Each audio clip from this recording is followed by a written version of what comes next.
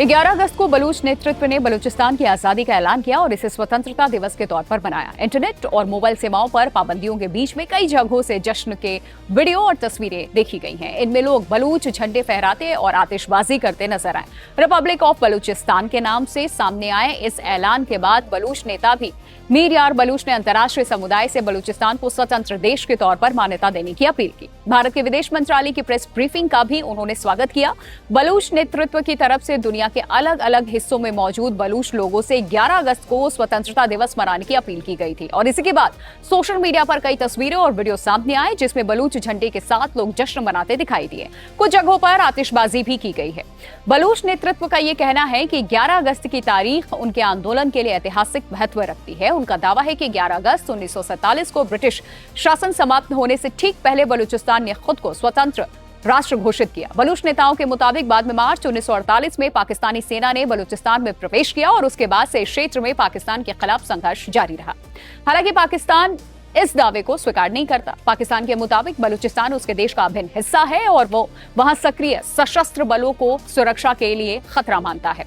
इस पूरे घटनाक्रम में मीर यार बलूच का नाम प्रमुखता से सामने आया। उन्होंने रिपब्लिक ऑफ बलूचिस्तान की तरफ से अंतर्राष्ट्रीय समुदाय से अपील की कि 11 अगस्त के बाद बलूचिस्तान को पाकिस्तान के प्रांत के रूप में संबोधित करना बंद किया जाए और उसे स्वतंत्र देश के तौर पर देखा जाए। बलूच नेतृत्व ने यह भी दावा किया है कि स्वतंत्र बलूचिस्तान के लिए सरकार अपनी मुद्रा, पासपोर्ट, विदेश नीति, रक्षा व्यवस्था और कूटनीतिक मिशन जैसी व्यवस्थाएं तैयार की जा रही हैं। इसके अलावा अलग अलग बलूच राजनीतिक गुटों को एक मंच पर लाने की कोशिश की भी बात कही गई। इस बीच भारत का नाम भी इस पूरे घटनाक्रम में सामने आया। 11 अगस्त को भारत के विदेश मंत्रालय की प्रेस ब्रीफिंग में पाकिस्तान के कब्जे वाले जम्मू कश्मीर और पाकिस्तान के नियंत्रण वाले दूसरे क्षेत्रों में मानव अधिकारों से जुड़े सवाल पूछे गए।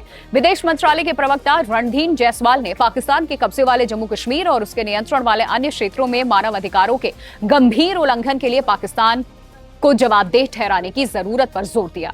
बलूच नेता मीर यार बलूच ने भारत के इस रुख का स्वागत किया। उन्होंने भारतीय मीडिया की भी तारीफ की और कहा कि भारत की ओर से मानव अधिकारों और जवाबदेही को लेकर उठाई गई आवाज को बलूचिस्तान अपने लिए महत्वपूर्ण मानता है।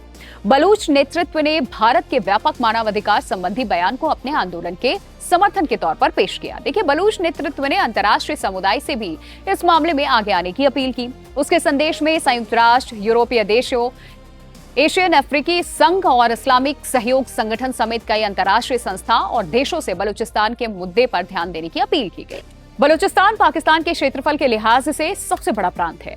ये इलाका प्राकृतिक गैस, सोना, तांबा, दूसरे खनिज संसाधनों के लिए जाना जाता है और इसी वजह से बलूचिस्तान का मुद्दा पाकिस्तान की राजनीति और सुरक्षा के साथ साथ क्षेत्रीय रणनीति के लिहाज से भी महत्वपूर्ण बताया गया। बलूच नेतृत्व लंबे समय से पाकिस्तान पर राजनीतिक अधिकारों और मानवाधिकारों के उल्लंघन के आरोप लगते रहे।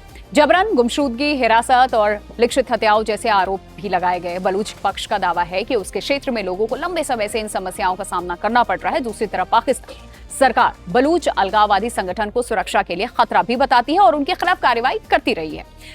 हाल के वर्षों में बलूच सशस्त्र संगठनों और पाकिस्तानी सुरक्षा बलों के बीच में संघर्ष की घटनाएं भी सामने आई, तेज हुई। चीन पाकिस्तान आर्थिक गलियारे यानी कि CPEC से जुड़ी परियोजनाओं को लेकर भी सुरक्षा चिंताएं सामने आई।